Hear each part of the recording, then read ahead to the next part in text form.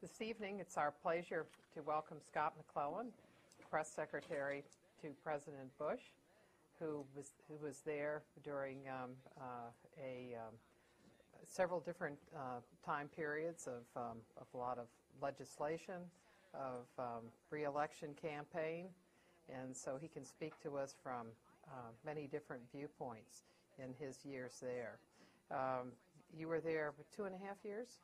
I was, 5.5 years total, and almost 3 as press secretary. As press secretary, yeah. And I thought, Scott, that why don't you start off by telling us how you got into communications, and we have a lot of students who are working in internships. Sure. That are working in the state legislature for the governor, also for the mayor, and they're interested in the political world and the communications world. Glad to talk about that. I get a lot of questions from students about how do you get involved in politics, but before I get to that, and I do just want to talk about the news of today. As press secretary, obviously there's all sorts of breaking news that comes your way, and today was obviously some awful news to hear about Tony. He is just one of the most decent and nicest guys you'll ever meet, and you don't want it to happen to anyone, but especially someone who is such a decent and nice guy as Tony. And so we all keep him in our thoughts and prayers on this day and hope for the best and hope that we will see him back at the podium sooner rather than later. I know he loves the job as much as anything, and as soon as he can get back, he'll get back, and we all hope for the best on that.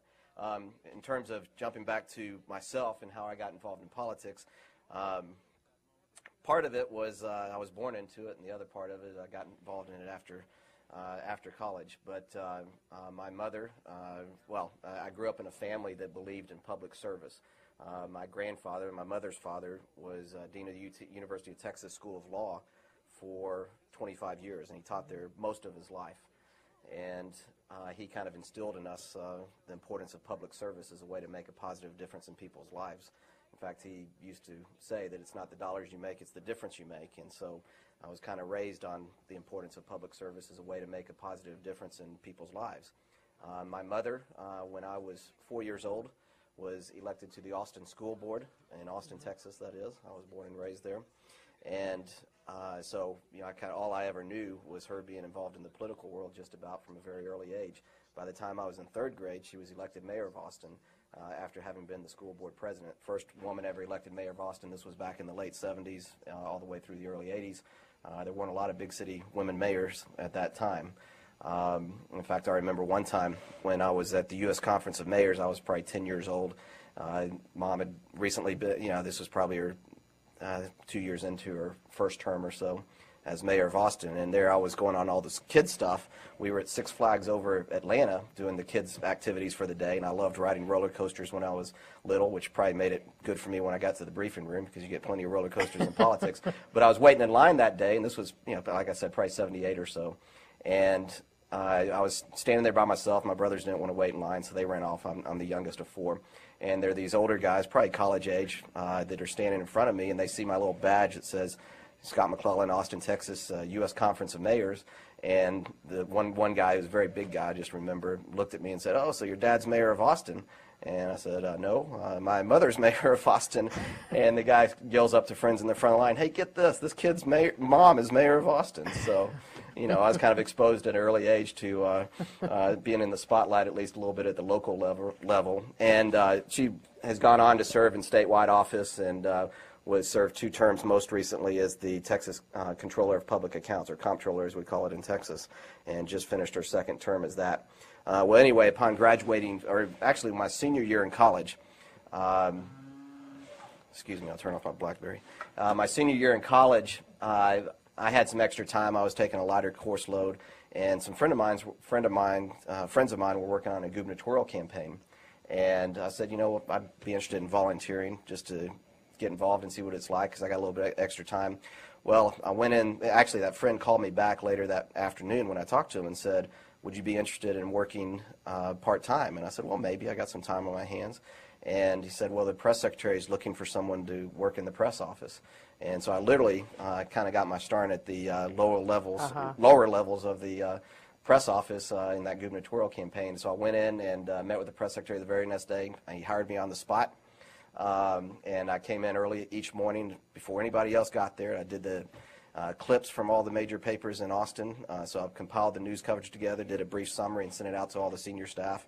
And then when we won the primary, they asked me to go full-time and do advance work, press advance work.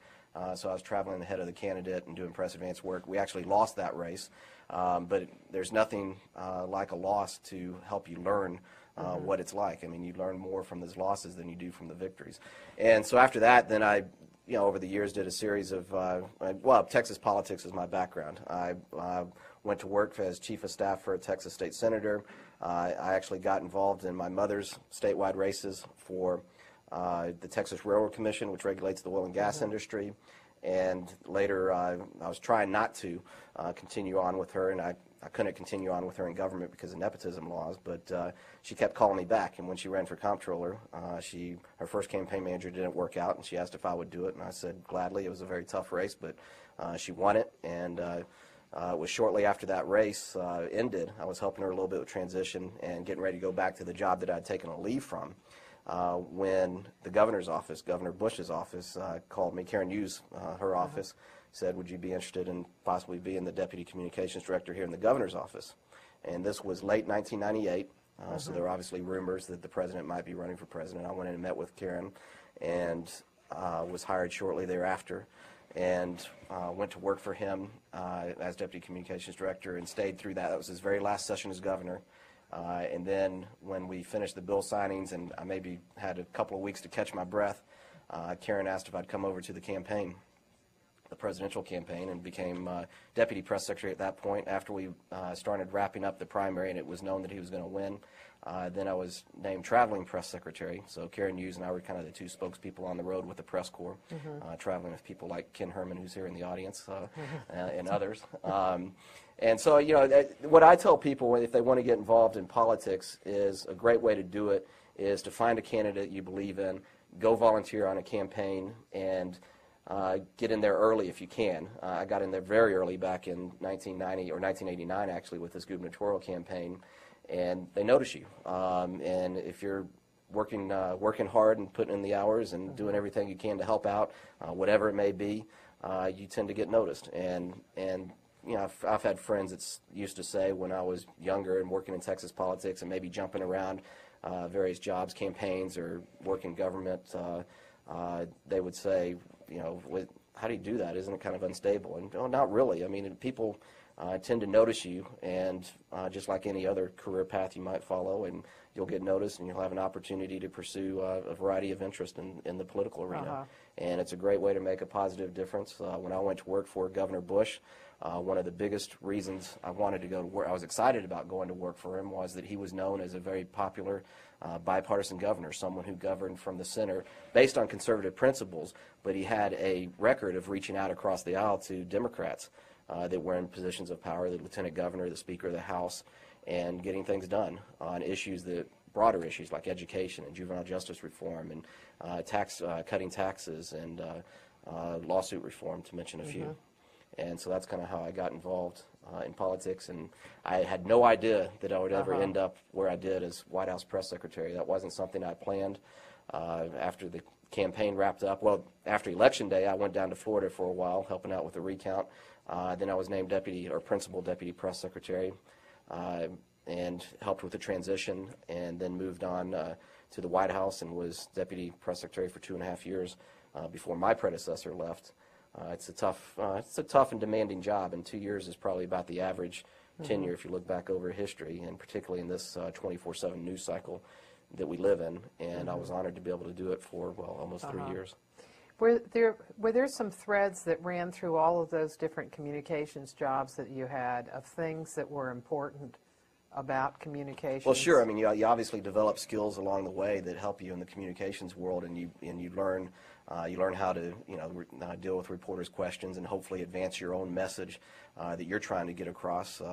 Obviously, you don't get to write the stories or decide on what goes on the air that night, whether it's on the radio or on TV.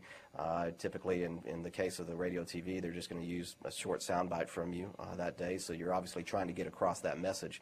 Some of the things that you learn about in communications is try to focus on what you're for. At least we did with going back to the days of Governor Bush, that we tried to focus on talking about what we're for rather than what we're against. It's a nice way to try to be more positive in terms of what you're trying to do versus stories writing about what you're opposed to. I think most people want to see government acting and doing stuff to help them. And you learn, reporters oftentimes are going to ask questions maybe in a negative way, and you learn things like not repeating the negative. When you're responding to questions, they might, I don't know what it may be. You can think of any number of examples. Just one very generic example. You still beating your wife. Well, you don't want to say, no, I'm not beating my wife anymore, or something like that. You want to think of a way to frame that in a positive way back without repeating the negative, because that may be the quote that's used, and it looks kind of defensive when you're up there, either at the podium or responding in a news article of some sort. So you pick up different skills along the way that are good for communicators that are used throughout your time whenever you're going to be in a position of talking to the press. Ron Nesson once said that every press secretary knows what needs to be done, that you have to go out, gather all of the information, put it together, make sure you've got the story, and then get it and put it all out. Absolutely, and one of the roles of a press secretary is to play reporter within the White House. You're speaking for the essentially the entire executive branch. You're kind of the face of the administration, and one of the things you do is you have to go out there and collect information so you can report back to the American people through the White House press corps.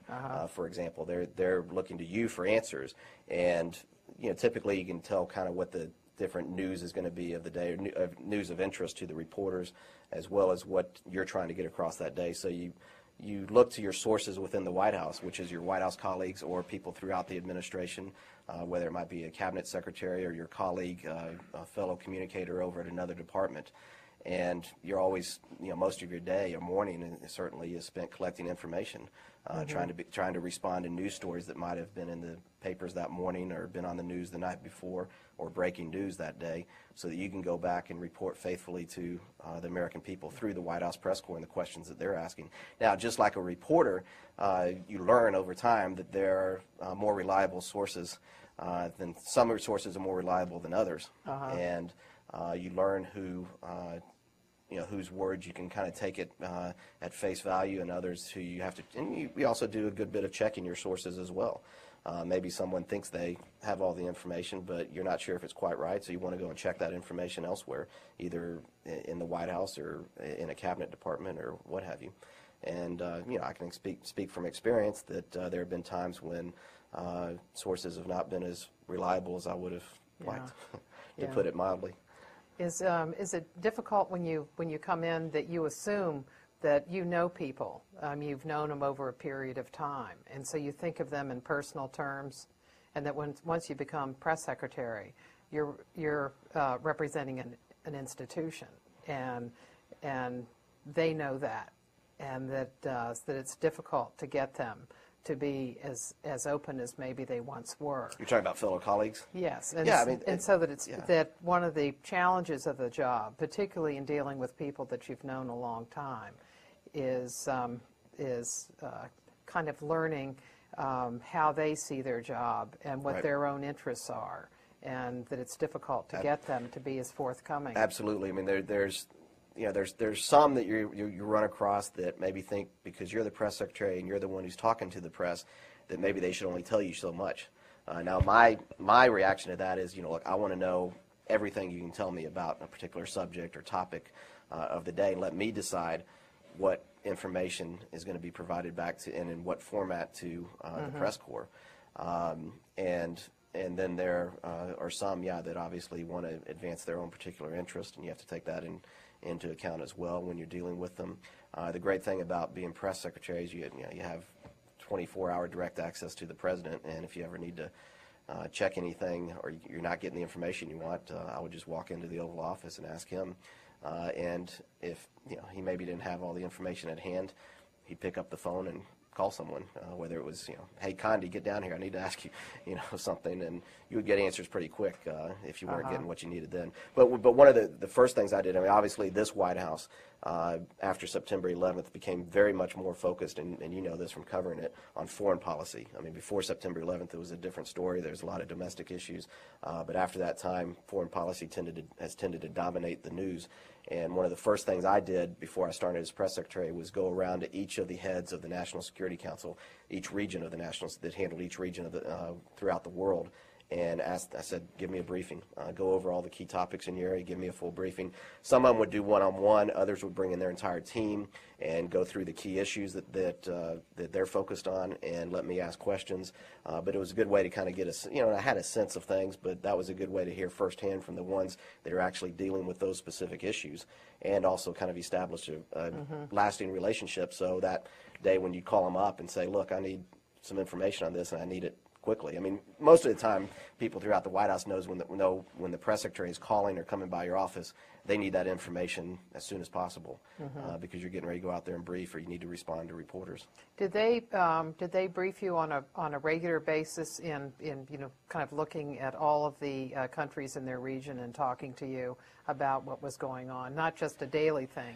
But how often would they give you a roundup? It would depend on, I mean, obviously the Middle East has become a big focus, and so I would tend to have people who worked in that region. I'd be in meetings with them. I'd tend to get them to come by my office and give me briefings on particular days, on particular subjects, just so I made sure that I was always keeping on top of the things. One of the things that a press secretary doesn't want to have happen is to be caught blindsided in a press briefing.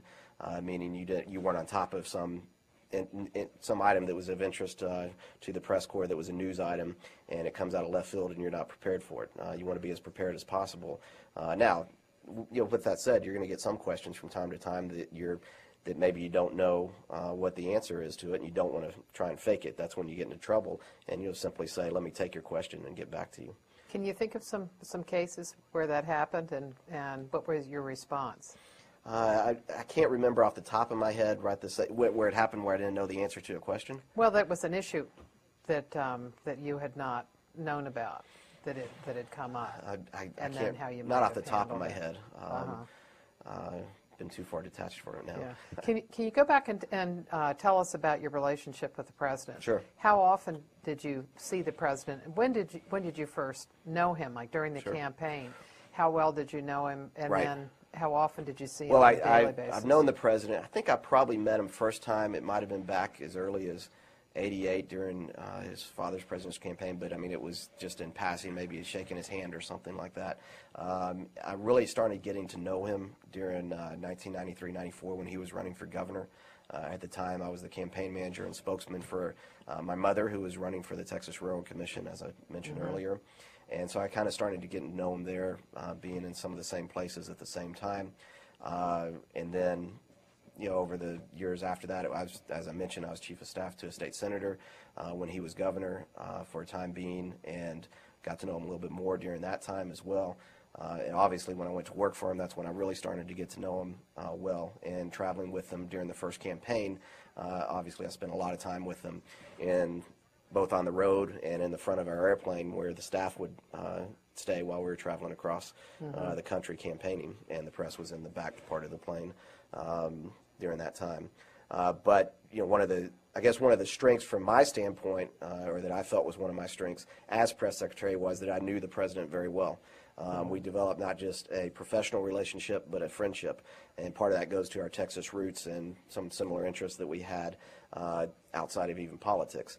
And that was very beneficial to me, but having started with him back in the governor's office, I really came to understand the way he approached issues, his principles, his philosophy, and so it made it easier for me to be able to speak for him once I became press secretary. And even before that, when I was just another spokesman or part of the team of spokespeople that worked for the president. Did you see him, say, most mornings when he came in? He comes in about 7 o'clock? You asked that.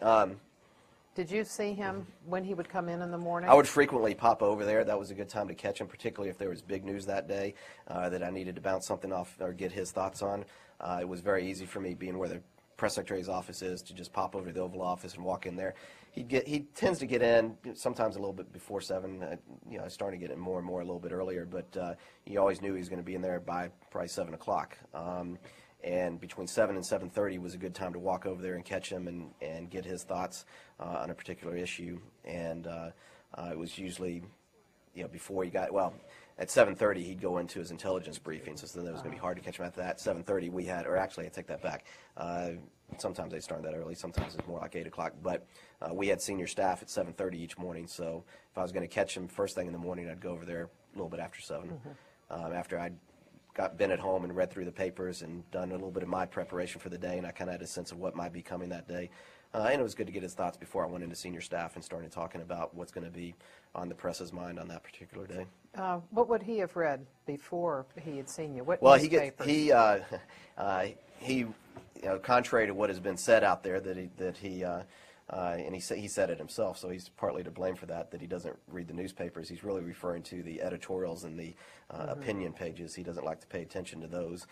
If he needs someone's opinion, he knows he can get them elsewhere. But he does, over in the residence, he would have the Washington Post, New York Times, USA Today, and Wall Street Journal, if my memory serves me correctly. And so he would skim through the papers and look at stories of interest. Mrs. Bush reads through the papers very closely. She scrutinizes them very closely, and some days I would, in fact, get a call maybe from the president and ask me about some story that was in, I don't know, USA Today or some paper, and I would, you know, double back and just take, maybe if I hadn't read the story closely, just double back and take a close look at it and what it said, then walk over to the Oval Office, and invariably it would be, well, Mrs. Bush brought it up this morning, so I thought I'd ask you, what's that about, or something, what's going on here. And so, you know, it was a two-way street. Yeah. I'd get his thoughts, he'd also get my thoughts, and you know, we knew how each other thought. Would he tell you what he wanted you to say? Sometimes. Other times he would ask my advice. I'd say probably a lot of times, you know, he'd have his opinions. And then there'd be other times when he'd ask for my views. Sometimes I'd just offer my views right up front. Said this is what is going to be question. All right, I'm going to get a lot of questions on this today, or you may get questions about this when you have your press availability, whatever format that might have been on that particular day. And you know, so we'd make sure we were on the same page. Would he also tell you how to say it? Like whether sometimes. to... I mean, it depends. I mean, it depends. It depends on the issue and what the topic was, but at times, yes. Yeah. Can you think of something? Gosh, I'm trying to, now that I've been out of there for about 10 months, I'm trying to refresh my memory on some of those. I'm trying to think of a time when he'd say, well, just say this, and, you know, I don't think we need to say anything else. I mean, there were times like that. Maybe something will come to my mind here in a minute. Okay. In the senior staff meeting, what role does the press secretary play in the senior staff? Well, when I was there, the way this, and this is all the, you know, 20 to 25 people probably in the room. It's in the Roosevelt Room in the White House, where it would take place each morning at 7:30. The chief of staff would run it. If for some reason the chief of staff had to be with the president, then usually the deputy chief of staff, whoever's next kind of senior in that line, would run the meeting. But typically, we would start off, the chief of staff would turn to the scheduler, who would go over the president's, here's what's on the president's public schedule for the day, just so everybody in the White House knew, you know, knew what to be prepared for as well. Then it would immediately, that was very quick, then it would immediately go to me, or whoever the press secretary was, my predecessor, Ari Flesher, before that. And I would use that time, I would keep it pretty focused. I wouldn't bother the senior staff with stuff that I knew I could get from an individual that wasn't, you know, big news. I think on any given day, if you go back and look, you're going to have at most probably about 10, maybe 12 topics that are covered in the briefing at most, but usually there are about 1 to 3 that are kind of the bigger news of the day. And as press secretary, that's usually what I would spend my time focusing on, the top 1 or 2, maybe 3 issues of a day, dealing with it a lot myself. Other issues I might, you know, divide it up between my deputy press secretaries and say, you know, why don't you go gather information on this and pull information together so that I'll have that when I'm asked about it. And then we have some prep time before the gaggle and briefing that we go over some of those issues, and I can get questions answered. I can call someone if I need any follow-up. But in senior staff, I would use that as an opportunity to do a few different things depending on what the news of the day was. You know, obviously I'd say, you know, here's where our focus is in terms of the message we're trying to get across, but here's what I think is going to be on the press corps' mind, and issues that are going to come up and things that I'm going to need more information on. And I might be able to get some of that information and feedback from the senior staff right then and there. A lot of times I'd say, here's where I'm thinking about coming from on this particular issue. And, you know, you could have a good discussion about where we ought to be and where we ought to position ourselves on a particular issue and get feedback. There might be other issues where there's going to be a need to collect a lot of information. And so maybe it's, you know, National Security Advisor or the counsel's office, and they say, well, let me get someone on that, and we'll get you the information. We know you need it, you know, by 9 o'clock or something. I'd always try to push it a little bit well enough ahead of the gaggle, so that if the information came to me and I needed additional information or had additional questions, I could get that in the time between the gaggle or between the briefing. And so, you know, a lot of your morning is spent collecting information and going to the people you need to get that information. And you're also, I mean, as press secretary, you're juggling the president's schedule with your schedule dealing with the press corps, meaning your gaggle and press briefing. And that's always kind of scheduled around the president's schedule, because you're going to be attending policy briefings with the president. You might be attending cabinet meetings, congressional meetings, world leader meetings. So you're trying to balance it, because you need to be there as press secretary to be able to respond and answer the questions that are going to be on the press corps' mind and give them good, credible answers.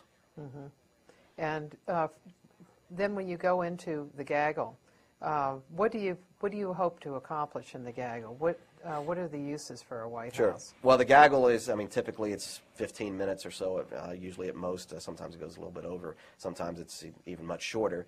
But the gaggle is an opportunity for the press secretary to, one, kind of go through the president's schedule for the day, maybe make some announcements, or as is the top of the briefing sometimes, or talk about a particular message or that the president's trying to emphasize on that particular day. It's also an opportunity for the press secretary to get a sense of where better sense of where the press corps is coming from as well. It's an opportunity for the press corps to start getting some answers to some of their questions. So it's pretty informal. After September 11th, well, the history of it, I mean, it used to be just the wire reporters catching the White House press secretary after the senior staff and kind of saying, hey, we need to put something on the wires. You got to, you know, maybe do you have any information, or asking about a particular subject. They could go put news on the wire. Since, particularly after September 11th, from my recollection, it is, and because of the 24/7 news cycle that we live in, and when people are looking for constant information to put on the websites now and everything else, most people come to the gaggle. And actually, sometimes the gaggle can be a little more newsy than the briefing, because in the briefing, now that it's televised and live, sometimes you might be a little more careful in terms of what you're saying. And after the briefing, I mean, after the gaggle, there's a transcript made, and it goes around the administration. And what is the value of that, of having it go around? It's good for everybody to see. And I mean, I sometimes I'd get feedback, say, hey, I saw your response to this particular question, and you know, here's some additional information, or maybe you should say it a little bit more like this, or I don't know. I mean, it basically goes pretty far throughout the White House and the administration, certainly to key people throughout the administration, and they can see what's on the press's mind and what the press secretary is saying. And it's helpful to communicators in particular, communicators throughout the administration at all the different departments, so they know where the White House is in terms of the president's position. Right. So it's one year. And not even throughout. I mean, you know, it goes across. I mean, you know, it's sent out from State Department out to embassies and everything else. One person that I talked to who was in the White House at the time you were there was saying that she found it a good way to know what things to talk about and what not to talk about. Absolutely. So it was useful as that kind of device. Do you think that prior... And a lot of times you might have someone, I don't know, in a various department or within the White House, maybe it's White House counsel's office, and someone at the Justice Department is saying, well, what have you all said on this particular issue? They can take that section of the gaggle, send it to them, and there you have it. Which is, you know, now the White House is in a position with, speaking of Justice Department, with some issues in terms of transcripts, and here we are transcribing everything ourselves. Yeah. So. What about the briefing?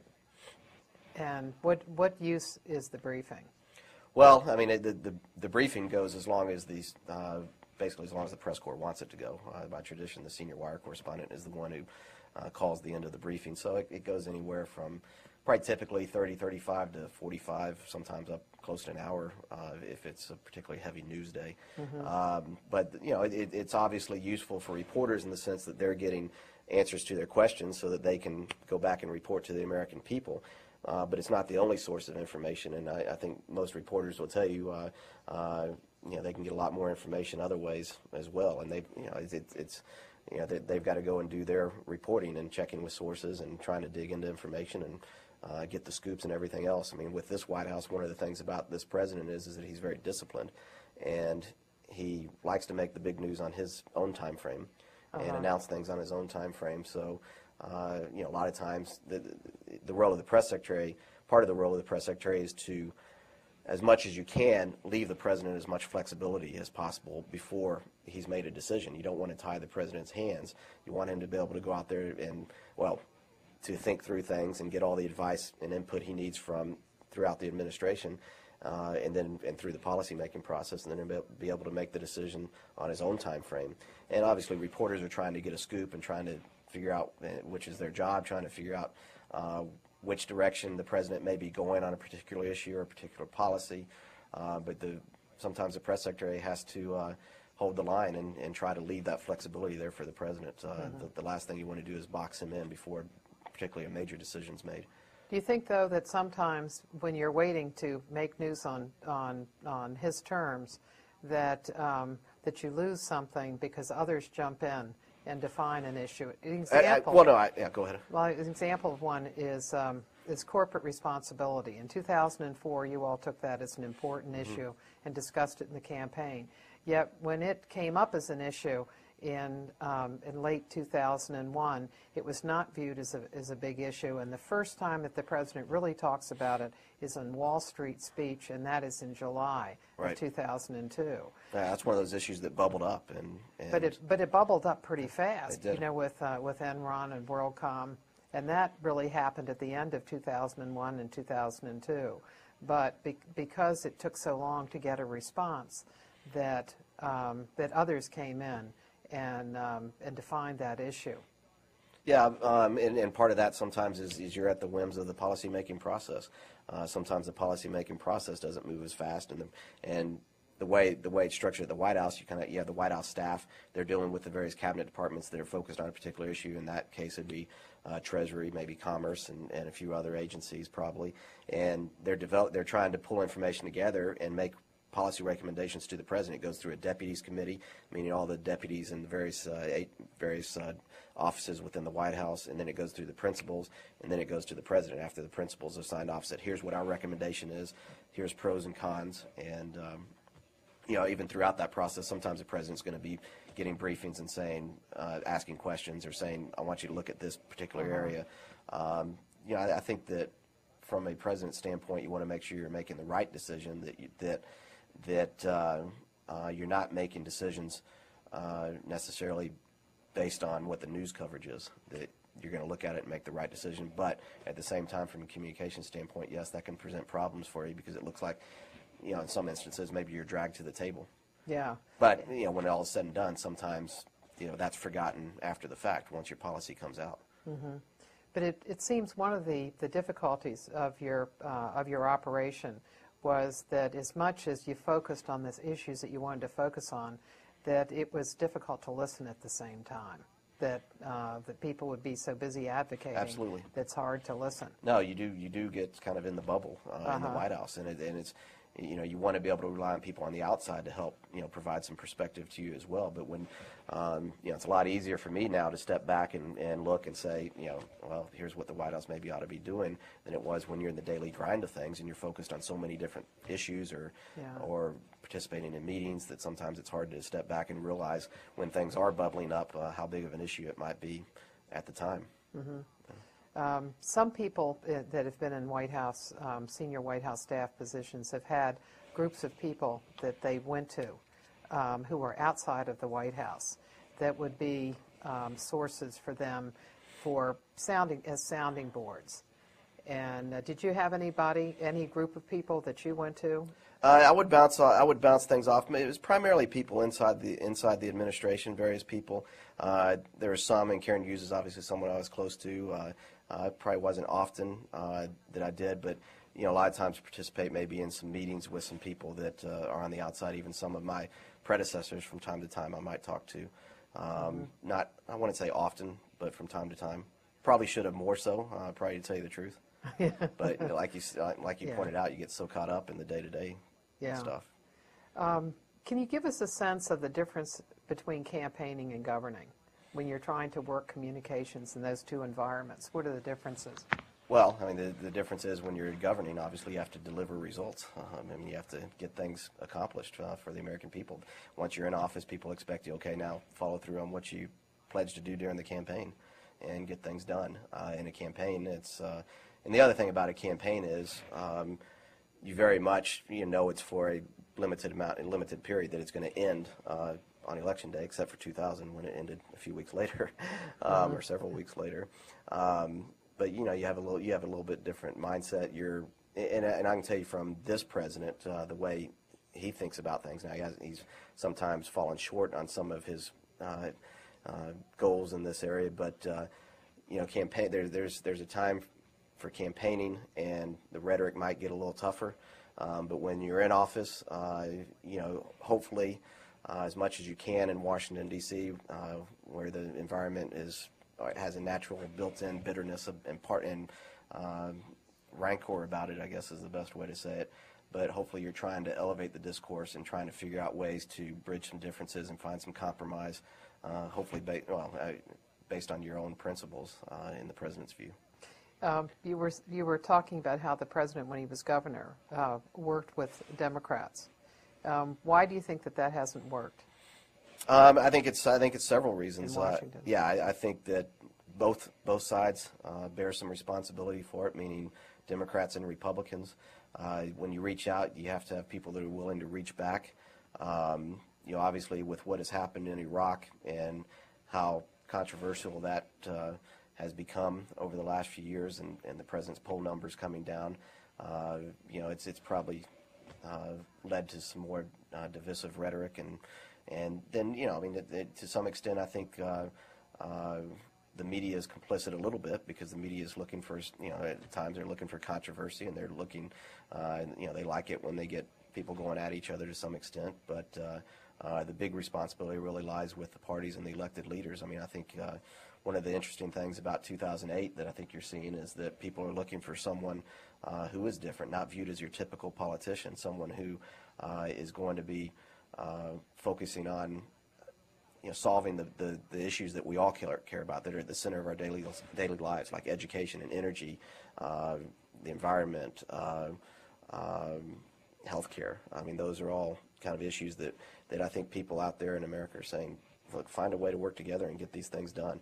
It's why Giuliani, I think, is doing well on the Republican side. It's why Obama is someone who's pretty popular on the Democratic side, because people view them as not your typical politician, and people that are in their own different ways are interested in trying to find solutions to these problems. Mm-hmm. But Washington's a tough place to change in terms of the president ran on. One of the big things he ran on was, I'm a uniter, not divider. Said, I'm going to change the tone, and we need to change the tone in Washington. And there were some successes early on, particularly with the education bill and working with Senator Kennedy and Congressman Miller, both Democrats, and passing some accountability measures for education. And there are other areas as well, but because of a variety of factors, Iraq being part of it, it's been hard more of late. Uh-huh. So. Did you talk to the president about where he saw the press's place? Oh, let me back up to finish on one thought. I mean, one thing that the president has always tried to do as president, before that as governor, is try to elevate the discourse. But as I said, I mean, there are a lot of forces in Washington that are pulling on elected leaders. There's the liberal side of the Democratic Party that's trying to pull Democratic elected leaders in one direction. There's certainly the further conservative sides of the Republican side that are trying to pull Republican leaders, elected leaders in certain directions, and those are tough forces to deal with. You know, you really got to be able to try to find leaders that you can work with, and that will rise above that. He certainly used very tough rhetoric on the Democrats, and Cheney has as well.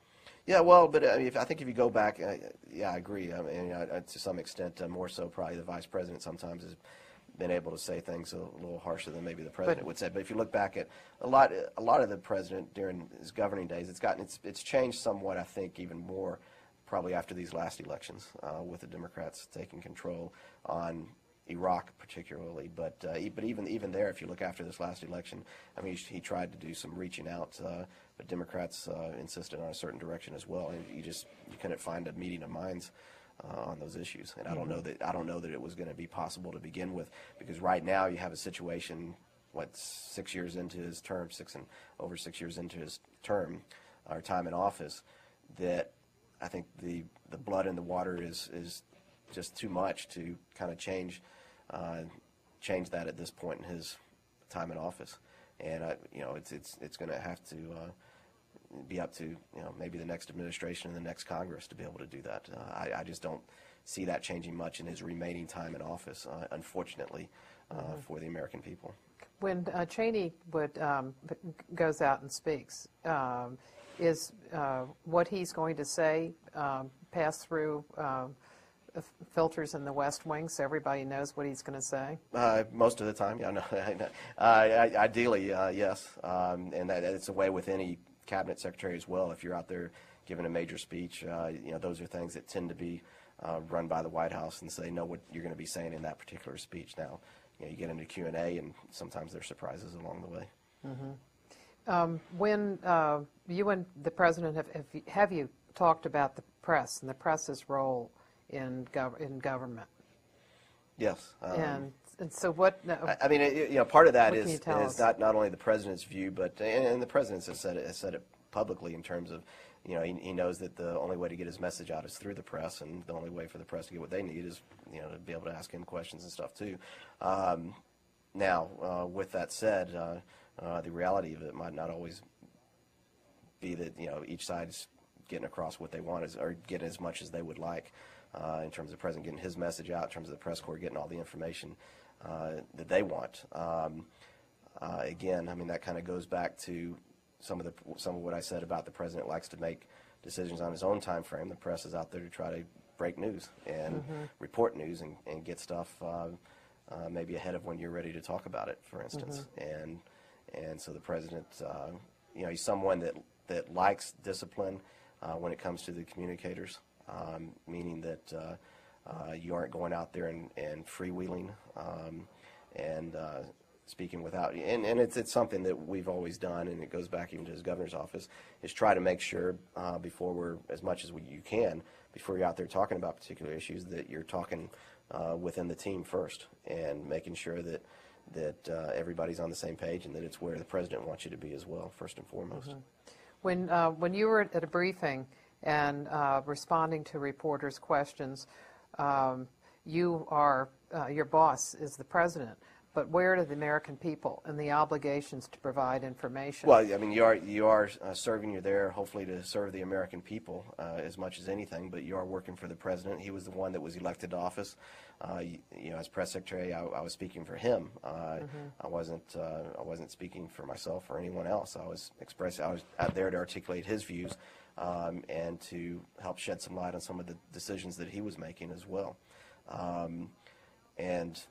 You know, as I mentioned, he's the one that was elected, but you also have a responsibility as a press secretary to try to provide as much information as you can back to the American people through the press corps, within the constraints that might be put on you from the president or you know, the White House in general.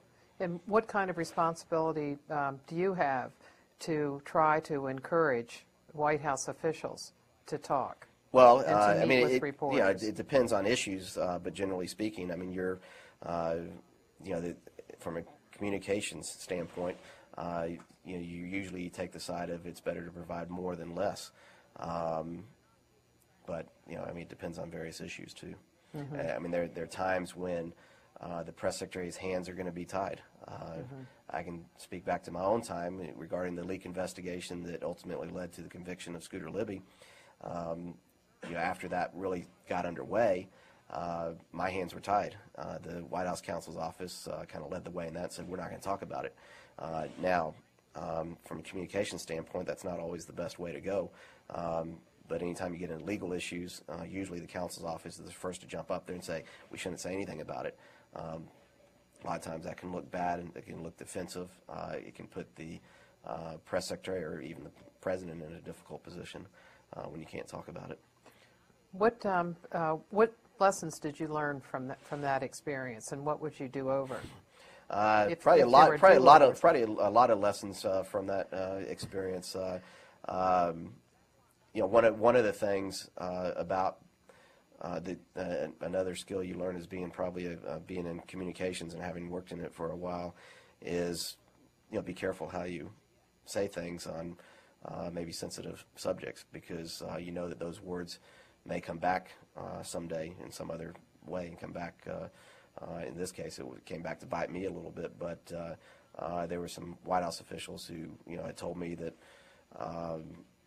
they weren't involved in any way in the disclosure of Valerie Plame's name, and I reported. The way I said it back to the press was that those individuals assured me they were not involved. So to some extent, I was putting the onus back on those individuals, and I was careful about the way I said it. But looking back on it, that was, and some of this, someday I'm actually working on a book, and these are some topics I may get into in more detail, so I don't want to go too far because I got some reporters here covering this, but save some news here. But and I believe it's important for the position that I was in to kind of provide some information back in that format for history's sake. With the investigation getting underway, now when I initially said on one individual, there was no investigation, or none that we knew of. But once the investigation was getting underway, or we knew that the investigation was getting underway, it's probably best not to get into that at all and to draw a line and say, just not going to get into that in terms of publicly exonerating people, essentially. Why didn't you take it and put it elsewhere? And what happened was, what do you mean? Set up a whole different, to have a unit that dealt, like the Clinton White House did. That's right. With Lewinsky. Mike McCurry did that with Lewinsky. Well, I think that it's a much different issue, and at the time, I know from the president's standpoint, from higher ups in the White House, there was a lot that wasn't known, and the decision was made at the White House that once the investigation got underway, that we just weren't going to talk about it. Now, in hindsight, it probably would have been best for me in the position of being press secretary, is when people are saying was so involved, to do what I tried to do after the investigation got underway, which was, look, I'm not going to go down a list of names and start saying, and you shouldn't read anything into that one way or the other. Now, there's some other issues involved where I eventually came back and made some comments about about Scooter Libby after I initially had not, but that was for some different reasons and not necessarily of my own choosing. But I still did get assurances from him. Okay. I'll leave that at that. All righty. Well, let's. See, I've got their curiosity. Yeah, that's right. Yeah. Would you like to buy the book? Yeah. Yeah. Yeah, it's probably a year away at least.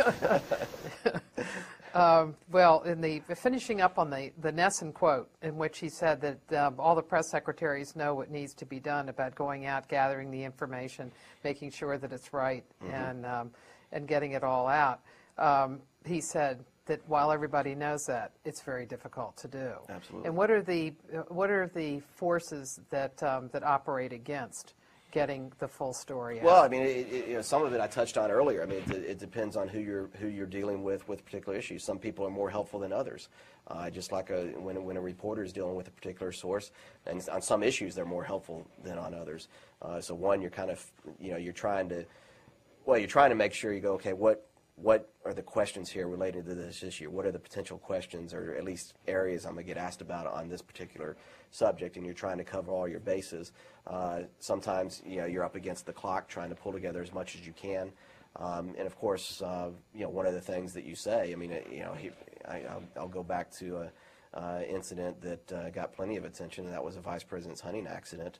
Well, that happened down in Corpus, or in the Corpus Christi, Texas area, actually B County in Texas, and I wasn't there. And you had a vice president that was set on getting that out in a certain way, and I don't think it was the best way, and advised to do it a different way. And these guys knew that I'd kind of given that advice at that time, but because I'm the public face, I'm the one that they're going to beat up on when something like that happens and they're not informed about it in a timely manner. I thought we could have prevented a lot of problems with that whole issue when it was just an accident if we'd gotten all the information out immediately or as quick as possible. But at the same time, then when it wasn't put out there, at least all the information, and you were getting bits and pieces, I tried to go and get as much information as I could on the topic or on the subject so I could answer the questions, but there was only so much I was able to pull together for a few different reasons, probably. Why were they reluctant? One, a willingness of the vice president to share a lot of information about it, and ultimately, though, you'll recall, and it was something that we were advocating in the White House, get out there. He needs to get out there and answer these questions, and needs to be seen, and needs to respond to the questions that are being asked. But what I would do is tell the reporters, look, I'm telling you what I know, and if you got additional questions, you might want to direct that to the vice president's office, of course. And it wasn't any intention on my part to make them run up against a brick wall, but that's sometimes the way the vice president's office is with the press. They're a little more standoffish at times. Did you find that was, well, maybe not typical, but that was not an unusual situation where the vice president's office would not provide information?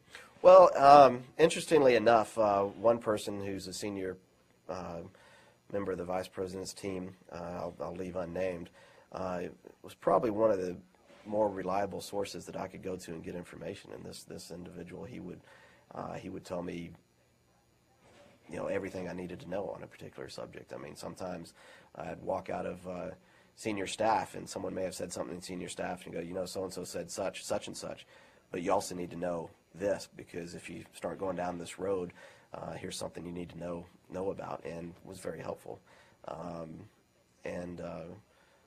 So it depends on who you're dealing with. Mm-hmm. There are different personalities you're dealing with throughout the White House. But like I said, the ultimate way to get answers was for the press secretary to just go directly to the president. Mm-hmm. Okay, would you all like to ask some questions?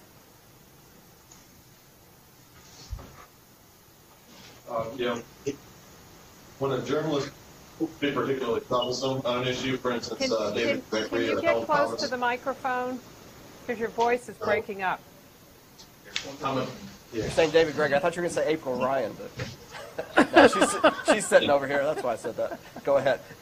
When a journalist proves to be particularly troublesome on an issue, for instance, David Gregory or Helen Thomas, how does that benefit the journalist, and how can that be used to your own benefit? Well, being out of the White House for 10 months now, the flashbacks of Helen and David have started to subside finally. So that's kind of, your transition is going well. But I'm sorry, I interrupted your question. What was the last part of your question? How do you deal with them? How can that be used to your benefit? Yeah. Well, let me give you an example. The vice president's hunting accident, and some of these reporters, my friends here in the audience, may have a different view, but the vice president's hunting accident, we didn't handle that well from a communication standpoint. That's a crisis communication situation. Whenever you're in a crisis communication situation, my philosophy is get everything you know out there, everything that you know as a fact, get it out there as quickly as possible. And, because eventually it's going to come out. And we saw that happen even with the vice president's hunting accident. Now, it was an accident, and because of the way the vice president chose to deal with that issue, it became, I think, at least 3 full days in the White House briefing room for me that week, where I was getting peppered with questions on it.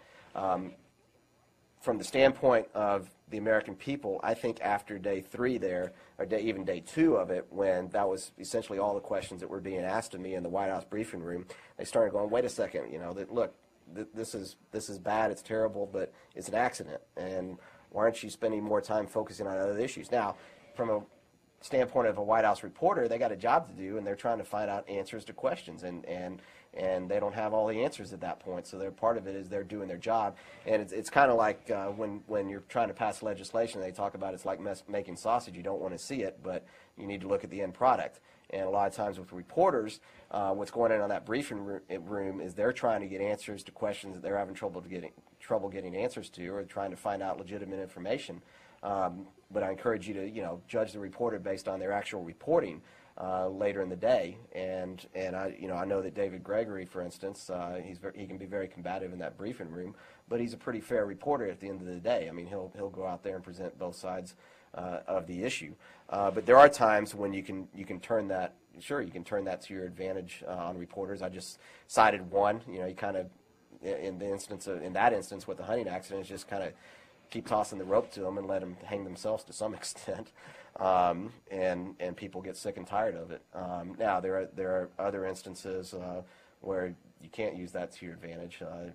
The leak investigation is a prime example. 2 years after, it's almost 2 years, not quite 2 years, after I'd gone out there and said that individuals assured me they were not involved in this, it became known publicly, well, that at least one of those individuals had spoken about Valerie Plame to some reporters, and I had to go out there, and the press had legitimate questions to ask. Well, you said such and such nearly 2 years ago, and do you still stand by that? We have a right to the answers on that. But my hands were tied in that instance. Couldn't do anything about it. Mm-hmm. And Helen? And there are other days too when you can, as press secretary. Well, go ahead. I'm sorry. No, go on. I lost my train of thought. No, Seriously. Let's go. Well, there's Helen. Yeah. But I mean, did you have any follow up on that question? Well, earlier I said, why, for instance, why would a journalist do that? Because a lot of times that actually makes the journalists look bad from time to time. Well, that's part of it. I mean, that's part of the maybe a downside of the live briefing now. You get to see how they're doing their job and trying to get to the actual report. And that's why I said that it's important to look at the end product as well and what gets seen widely, whereas a briefing may, some days obviously it's going to be live across the board, but most days it's probably just C-SPAN. And so it's not seen widely, but when they go on the news that evening or when they write their column and many more people see it, then judge it based on that. I'll come to the defense of my friends in the press corps there on that issue to some extent. Would it serve as a kind of buttress an argument of yours that you go around to people within the White House and say, look, we've got to be responsive to these questions? Absolutely. Say we're going to get hammered on this, and the president's not going to look good. In fact, a lot of times the way I'd phrase things is look, we got to make sure we're serving the president as best we can, and the best way we can put the president in a good position is to go out there and address these issues. And I need your help doing that. Can you think of any issues where being beat up by the press corps did lead to providing more information than otherwise might have come out? Well, yeah. I mean, sometimes. I think sometimes it's also a way to force people to deal with a particular policy matter. For instance, you mentioned corporate responsibility earlier. There are other issues where maybe the press is hammering you on, for instance, on weapons of mass destruction with regards to Iraq. Well, we're not finding them. Did the president mislead us? Was the president, what happened here? And some of the way you can kind of sometimes force an issue there is, look, we got to provide as much backup as we can, while protecting things that are of legitimate national security interest. But, I think it ultimately leads to things like the National Intelligence Estimate, parts of it being made available publicly, so you can back up your assertion that, no, he was making decisions based on what he was being told by the intelligence community. And the National Intelligence Estimate, people remember, is considered the collective judgment of the intelligence community. Mm-hmm. And we released parts of that, after that became a hot topic. Mm-hmm. To show the American people, show the press corps, where here's how the president made it. I mean, there are any number of issues like that. Homeland Security, after 9/11, there was a push to develop a separate cabinet agency. I was still deputy at the time. I know that my predecessor went out there, and I think he was the only one that said it, but basically said, know that we're against creating a separate department. And so when it came time that the president said, well, we're for it, it became portrayed as a reversal, and as it should have been. Now, that may be one instance where he, meaning the press secretary, my predecessor, was going a little bit further than maybe people would have preferred. I'm not, I can't remember for sure. He may have had that. He may have checked that himself. But again, that's a place where you want to leave the president as much flexibility as possible, if you can. I don't think any final decisions have been made at that point. But there we are, on record now, saying that we're against something. But and later because the issue is becoming such a hot issue, it's forcing people internally to look at this and take a good hard look at it. And then the president comes to the decision that, well, he supports doing it. But was it an instance where they wanted to put out the message that they were against it as part of the bargaining process with the Congress? Yeah, and that may have been. Like I said, I don't remember it specifically, all the details of it. But sometimes, as press secretary, you're out there and you're looking to the legislative liaison at the White House. Maybe how can I help put out a message that will help advance the president's particular legislative matter? And so there are times when the press secretary can help in those efforts.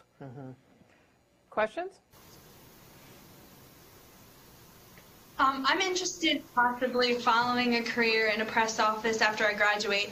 And I know you briefly talked about the positions that you held in different offices on a variety of levels of government. And I was wondering which one you found the most rewarding and where you learned the most. Well, what I found most rewarding was being press secretary. There's nothing like it. I mean, it's something no one can ever take away from you. It's an amazing experience. There are obviously some days that you wish you weren't there, but those are far and few between, I think, overall. There's nothing like being at the center of government, at the highest levels of government, and so there's nothing that compares to being press secretary. And frankly, I don't think I'll ever have an experience like that again, and be able to be at the president's side as he travels not only the country but the world.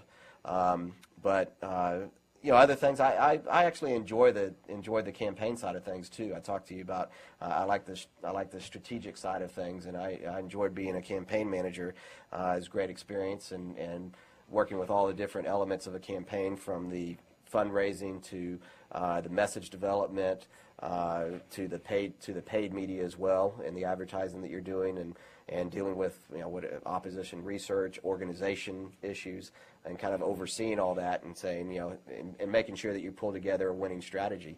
I was campaign manager for 3 of my mother's races for statewide office. They were all successful, and 2 of them were pretty competitive, tough races. One against an incumbent, and one against the son of a former lieutenant governor, longtime lieutenant governor in Texas, and grandson of a former governor, so with a well-known name in Texas. So the challenges of that were quite rewarding, and to be able to experience, and then to be able to see it all lead up to election day, and then election night when you win. Being traveling press secretary on the first campaign was a great experience. Something I had never. I'd never done a presidential campaign before, and there I was, kind of on the front lines of that campaign during the general election, and getting to know a lot of the White House reporters that I would later be working with at the White House. And so, you develop those relationships. But, I'm one that enjoys the campaign side of things, too. And sometimes that's more fun than governing. Governing sometimes takes a little bit longer to get things done. How does the president enjoy press conferences? What is his view of press conferences? There's something that obviously are necessary and important to do. If you look back over the course of time, from the beginning, I think that you've seen over time that we've, started out where maybe we weren't doing a whole lot historically, and you track all this, so you can correct me if I'm wrong. But I know when I came on as press secretary, one of the things, one of the goals that I kind of put in my mind was, let's do more. And some of that's pushing the president to do it. There are times when he knows it's very important to go out there and maybe do even a prime time news conference, and that can be to our benefit. There are other times like, why do I need to do this? And he's also one that would much prefer a more informal setting with reporters than a formal setting. He would much prefer to do a press conference probably in the Rose Garden rather than the White House briefing room. The White House briefing room, which is almost finished in terms of being renovated, but it's a pretty small, cramped space, and the reporters are up very close, and sometimes it can lead to a more confrontational approach, I think, between the briefer and the press corps.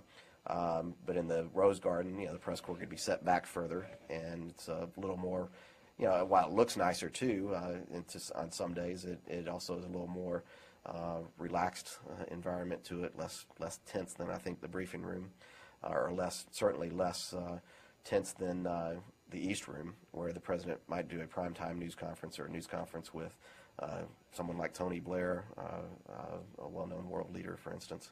But the president also did a lot of press availabilities in addition to news conferences, where he would take questions maybe after a particular event, like he's talking on energy, and then he'd take some questions from reporters. And sometimes that would be maybe just the White House press pool versus the entire press corps, and the other element of it is he's not someone who likes a big build up to a press conference, and when I say that, I mean that the press corps has always got to be ready for anytime the president might decide to take questions, but he would prefer that if we're thinking about a news conference, he wouldn't make up his decision really till the morning of his final decision, but he would there's too much build up in his mind, and it becomes too much of a show if you announce it maybe 2 or 3 days in advance. But in what way is it really a show? It doesn't seem to me that the questions are really that much different. No, I don't think so. Or nighttime newsroom. I agree with that to a large extent. Although sometimes there's more maybe peacocking, as the president would refer to it, by reporters. But no, I'm telling you, dress up. I'm telling you, kind more. of some of his thinking. For a seersucker he always loved looking. He always loved looking out there and see some reporter putting on their makeup or combing their hair or something, or wearing their best suit that particular day, and he'd get a kick out of that. But and he's also he would try to go into a press conference with a mindset of trying to break the ice a little bit, because sometimes it can seem too formal and too tense, and so that's why he jokes around a little bit with reporters one on one. Sometimes it throws reporters off. Most of them know him well, know that's just the way he is. And it's a way for him to kind of ease some of the tension in the room, but also to make himself more relaxed as he's answering questions. It's just the way he is. If he has, like, say recently he's been doing a series of off-the-record sessions with reporters, what in the long run is the value of that? Well, the value of that, and we did some of that when I was press secretary. The value of that, from a reporter standpoint, is that they can get to know the president's thinking a lot better. You get into issues, and you go back over history. I mean, up until more recent times, I mean, there are some presidents that never talked on the record unless they were doing a speech or something. For instance, with reporters, I'm talking in groups. They'd bring them in, and it's a way for reporters to get to have a better understanding of the way the president thinks about a particular issue, or maybe the principle behind the issue, how he approaches his decision making. So from that standpoint, I think it's a great benefit to reporters. Now, reporters will say, some reporters have a lot of pressure, say that, well, anytime we're talking to the president, it should be on the record. It's the president of the United States, and that's how times have changed, obviously. Yeah. If you go back over history and look at presidents back, far back as FDR, for instance. Yeah.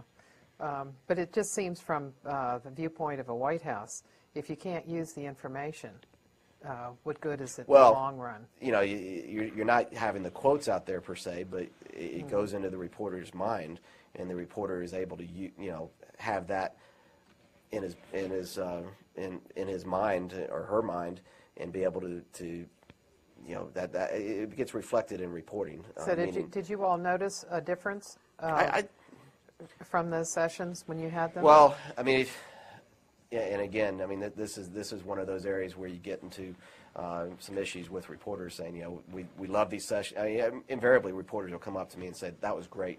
Particularly reporters that haven't covered the White House for a long time, or someone unlike Ken Herman, who covered him all the way back to his days as governor of Texas, and maybe doesn't know him as well, because every so often you have new reporters coming onto the White House beat. It's a way for them to get to really understand the thinking behind his decisions and the way he approaches issues. So that is beneficial in that sense, and it's going to always be part of what their thinking is when they're doing their reporting. But yeah, it goes to. But you can't. But then if you don't put it in the record, that's. No, but when the president comes back later in a press conference and answers a question on a topic that he may have been asked about off the record, and he responds to it, and maybe it's a short answer, the reporter might have had the benefit of his full thinking on that particular issue at the same time. So I mean, it's you're trying to balance different needs there and figure out what's the best balance there. Are these going to be beneficial to the press as well as the president? And that's why we ended up making decisions that these would be beneficial not only to the president, because he can get to know those reporters better in an informal way, and without worrying about everything he's saying is going to maybe going to be reported in the news, and it's a way for reporters to get to know him better in the same manner as well. Okay, the question? Yes, sir. Thank you for taking time to speak with us.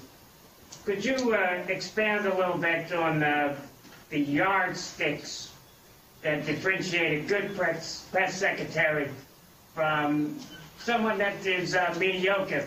Also, in light of how would things have played out had President Bush not been president at this juncture and you were the press secretary, so we can get a good idea on how to rate the press secretaries here. How would things have worked out if the president wasn't the president? You mean somebody else? Then he was a press secretary for somebody else? Well, what I'm stating here is a lot of politics is, again, your background and that you've met folks along the way. And eventually you have your climax of you're in a good position, sitting well with the current president. However, what if things had played out a little bit differently? What if you were to become press secretary once again 10 years from now? Yeah, no. How would you rate yourself, or how would you? Well, I mean, to some extent, the press secretary is going to be a reflection of the person you're working for. In my case, a reflection of the president, the way he likes to do things. Hopefully, you're able to keep some of your own persona as well in that experience. I think Tony Snow does a very good job of that as well. But in terms of yardsticks, I mean, having been the press secretary, I'd probably leave it to others to try to make do those measurements and how various press secretaries stacked up. I think, but there are a couple of general things to keep in mind. The most important thing for a press secretary is his credibility, and for reporters to know that they can trust what he or she is saying, and they know that they can trust that individual. I think, from speaking from my own standpoint, I developed, I think, good relationships with the press corps during what was a pretty contentious time. Those relationships were actually built, as I pointed out, long before I even became press secretary, when I was working on the campaign, and then when I was deputy press secretary before that, and that was helpful. So people knew me. There's certain things you can say at the podium, and there's a lot more you can say off the podium when you're talking with reporters. And building that trust between yourself and the reporters is a very important quality that you never want to sacrifice as press secretary, compromise, I should say, as press secretary, because once you do, I mean, you're never going to fully get that trust back. And part of that is reporters are looking to see how in the loop you are as a press secretary. It's important for a press secretary, I think, to really make sure that he is pushing himself or pushing those in the White House to make sure that he's included in as much as he needs to be. I mean, obviously, he can't be included in everything. But, one of the number one things I asked the president when he asked me to be his press secretary was, I just want to make sure that I always have direct access to you anytime of the day. And he said, absolutely, you got to have that. And then there's a question of different chiefs of staff and have different ways of managing the White House. and some chief of staffs, maybe you're the pendulum goes too far one direction or the other in terms of what meetings that chief of staff maybe thinks you should be in. But the press secretary should always be pushing, look, and the press secretary gets the president's schedules, maybe he'll see something that he wasn't included in. A lot of times, if that happened to me and I felt like I needed to be in that meeting, I would go to whoever was the person that was coordinating that meeting or responsible for that meeting. Maybe it was the National Security Advisor. Maybe it was the Legislative Affairs Director, for instance, and say, look, I need to be there. And, most of the time I think that they would find a way to make sure I was in that meeting. And if it didn't work, then, that just makes more work for the press secretary.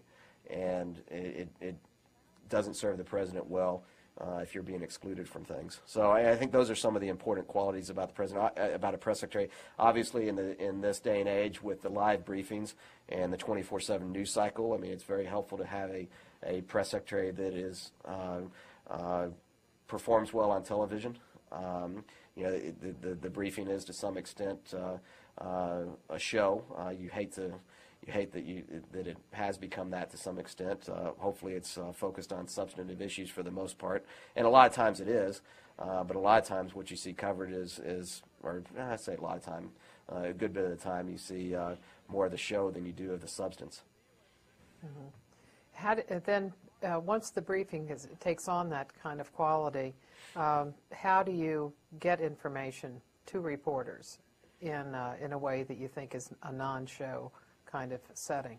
Are you talking about from the podium or off podium? Off podium. What are some of the other ways off podium? Well, I mean, as a press secretary all day long, I mean, even outside the gaggle and briefing, you're going to have people reporters walking into your office, or they're going to be walking into the offices of your deputies if they maybe don't need to bother the press secretary, and you're maybe on the phone with them.